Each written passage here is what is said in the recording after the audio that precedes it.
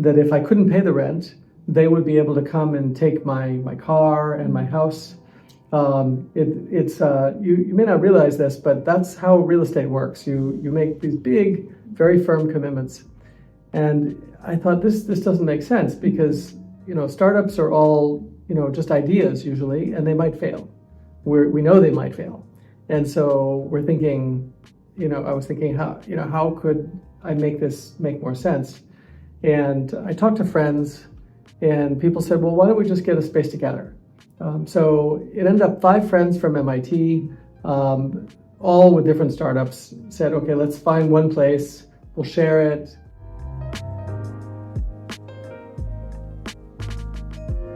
Hi, Tim. Thank you so much for being here. Oh, thank you for having me. Yeah, so I attended your global gathering, and it was great talk with like a double team, right? Thank you. Yes, we had a nice talk on stage with Tim Rowe and myself about Japan and its future and this company, CIC, and what we're doing. It was a lot of fun. Amazing.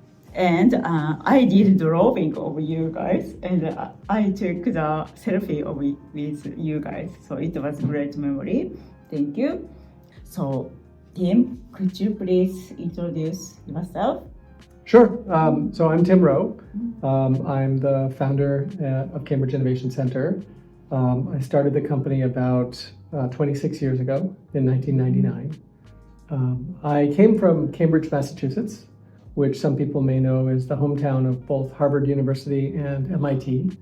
We're a medium-sized city next to Boston, which is also kind of a bigger medium-sized city in the United States, but known for its universities and I guess kind of intellectual strengths. So we have a lot of scientists and innovators in the Boston area, particularly at MIT. And they graduate and they have an idea for a company, but they're not quite sure, okay, how should I go about turning this into an actual company? And so there are a lot of people around Boston who would advise startups, venture capitalists, angel investors, as well as kind of specialized lawyers and accountants and things that know about startups. So this is kind of startup central, if you will, one of the places in the world with more of that kind of activity than almost anywhere. In 1999, I left my then employer, which was Boston Consulting Group, with the idea that I would start a startup. And I didn't really know, how to do it, but I realized one thing I needed was an office space. If I was going to have employees, if I was going to have a place to go and work. This was before the idea of remote work. And still, most people who do startups want to have a place, they call home. And so I started looking around for an office, and I found, to my surprise, that I needed to make a really long-term commitment, like a 5-year commitment. Yeah. And the landlords actually wanted me to sign a guarantee for all of the rent, that if I couldn't pay the rent, they would be able to come and take my car and my house. You may not realize this, but that's how real estate works. You make these big, very firm commitments. And I thought this doesn't make sense because, startups are all, just ideas usually, and they might fail. We know they might fail. And so we're thinking, I was thinking how could I make this make more sense? And I talked to friends and people said, well, why don't we just get a space together? So it ended up 5 friends from MIT, all with different startups, said, okay, let's find one place, we'll share it. It'll be a bit more efficient because, we're going to share the, kind of the photocopy machine and the internet connection and things like that. And so we opened this small space and it was a lot of fun. Close to the MIT. It was actually, we rented from MIT itself. MIT has a few office buildings that they rent to anyone, right on the edge of the campus.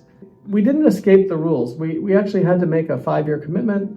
We still had the guarantee. Like, they didn't make it easy, but we had several of us. So we thought, okay, probably someone will be successful. And so we're like, okay, let's do it. And but then a lot of other people kept coming and saying, oh, we want to do our startups. Can we join? And we're like, sure. And so we all kind of crowded into this one little space. It was about 300 square meters. It was not very big. If you think about it, that's a space that's 30 meters by 10 meters. It's so more and more people started coming in, and we thought, well, we're going to need a bigger space. And so we started looking around, and we found a floor across the street. Same deal, big guarantees required and all of that. We were nervous about this. We posted a piece of paper on the bulletin board at the Harvard Graduate School of Design, which is the architecture school at Harvard. And we said, okay, we're a bunch of MIT students, we're building a place for startups, and we need some architects to help us, figure out how to design it. And we were poor, so we can only pay $15 an hour. Now, if you've ever hired a professional architecture firm or big companies do it, they pay millions of dollars.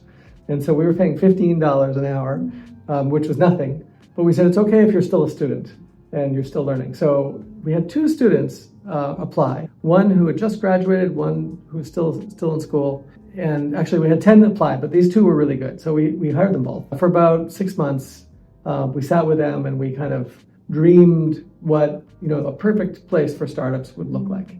By the way, at a time, there was no such thing as co-working at that time. People think of co-working as shared spaces, but there's nothing like that. This was 10 years before WeWork was started. This is in the beginning. And so these designers came up with a really nice design. We convinced MIT to lease us another larger space.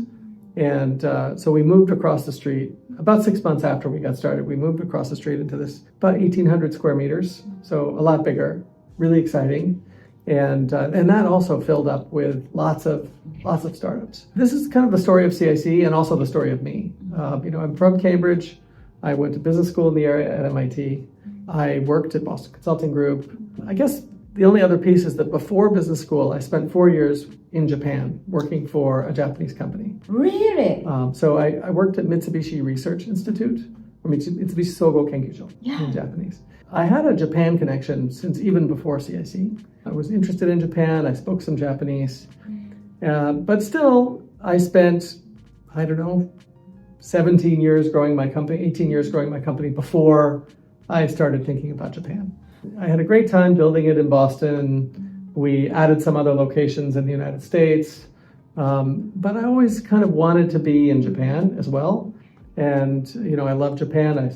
So I was asking around. A friend of mine is well known in Japan, Joey Ito, was running the Japanese Media Lab at the time.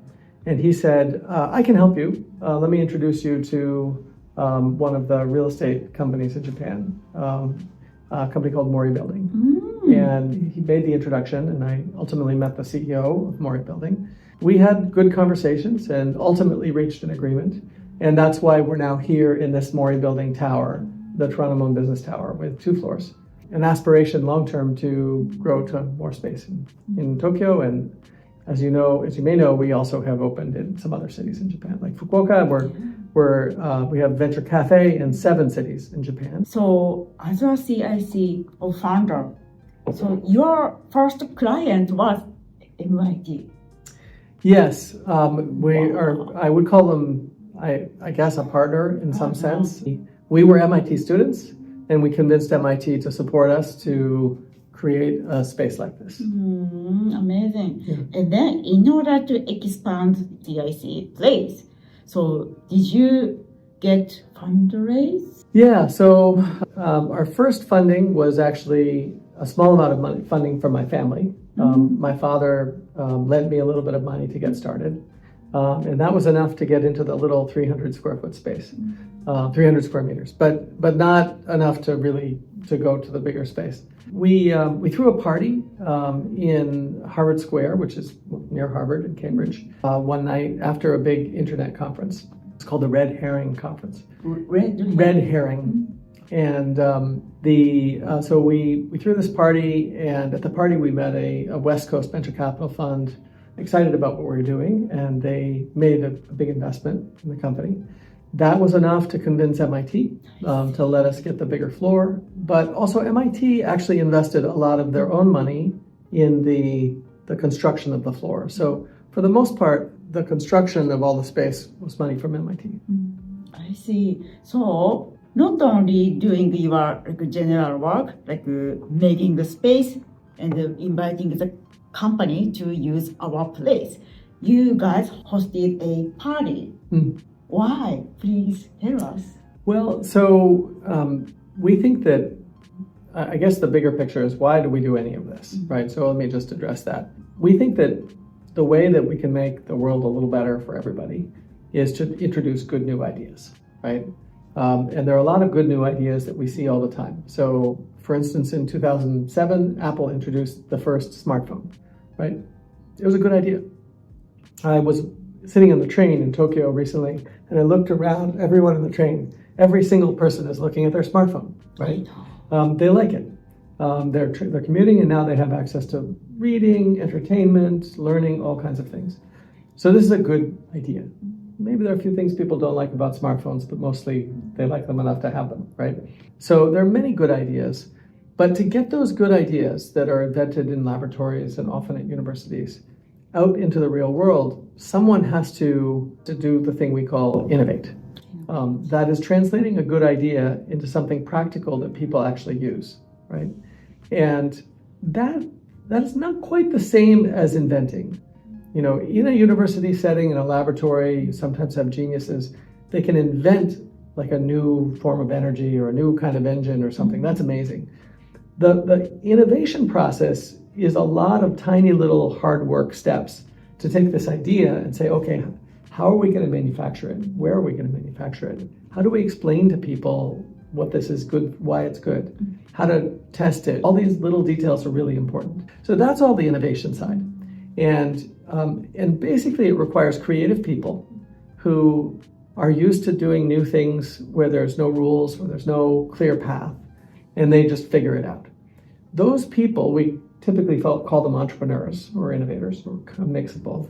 Those people, they really thrive in communities. They thrive being around each other. If you are someone with a great idea, but you're sitting at home alone, and you have no one to tell you that that idea is good and this one's not so good, right? You need that kind of constant feedback. You also don't have anyone to help you go implement the idea, right? You know, when you're just alone, you basically can just think. So entrepreneurs and innovators need communities. They need groups of people around them that will help them. But they can't afford to pay those people. If you were a billionaire, you could hire hundreds of people and they would be your community and help you pursue your ideas. Most of us can't do that, right? So what we do is we go to places that have a lot of innovators and entrepreneurs. We call them hotspots, innovation hotspots. They're towns, and usually parts of towns, where there are a lot more entrepreneurs and innovators than anywhere else. So next to MIT is one of those areas. There's a little neighborhood called Kendall Square. It's known around the world. Everywhere you look, it's startups and scientists and investors and so forth. And if you go to a place like that, then you're more likely to be able to get your idea moving forward. In San Francisco, we have a similar pattern in the South of Market area of San Francisco, areas around Stanford University at Palo Alto, areas in Austin, Texas. There's some great areas around the world like this. Also in London, Cambridge, England, and increasingly here in Tokyo. So we found that if you can somehow kind of light a fire to get a bunch of entrepreneurs to come together to the same place, it's easier for them to be successful with their businesses. And that's what we try to do here at CIC. We do that partly by creating a permanent place where people can have an office and work, but also step out of their office many times a day and go down to a cafe area and get a cup of coffee, but also talk to people. That's part of it. And another part of it is that we organize, you said parties, but we organize active gatherings of entrepreneurs regularly, where people come together, just to have a beer or a cup of coffee with hundreds of other entrepreneurs. Sometimes these are very structured, so there may be panels and talks and sessions on different topics. And sometimes it's very unstructured. You're just hanging out and talking to people, finding out where they're from. Each week in most of our locations around the world, we have a Venture Café gathering every Thursday. And if you attend one of these, first of all, they're free. You attend a Venture Café, what you'll typically find is people from all over the world, many different languages, cultures, people will show up and say, I'm from a big company and I'm trying to solve some technical problem. Do you know anyone who would be strong at this? Or someone may say, I studied artificial intelligence at my university and now I'm looking for a company I can work for to apply what I've learned. You'll have conversations like this all day. Often you come out of an evening of having conversations like that with several new valuable things that are next steps, things that you can do in the real world as a result of having made new connections. If you do this regularly, you'll find that you know many, many people in the city that you would not know. And it makes it possible for you to move your own ideas and initiatives forward. Yeah, you are right. So you are the entrepreneur and look back. So when was your life-changing moment in your life? That's a good question. So probably, many. If I look back on it, I would say that one was I was sitting in my basement in my parents' house when I was I think in maybe middle school. I think probably Chugakse. And my parents had gotten a personal computer, and I was playing with the telephone connections, and I connected into MIT's servers. And because my mother worked at MIT, she was a professor at MIT, so I could log in somehow to MIT's servers. And then through MIT's connections server, I connected to Oxford University.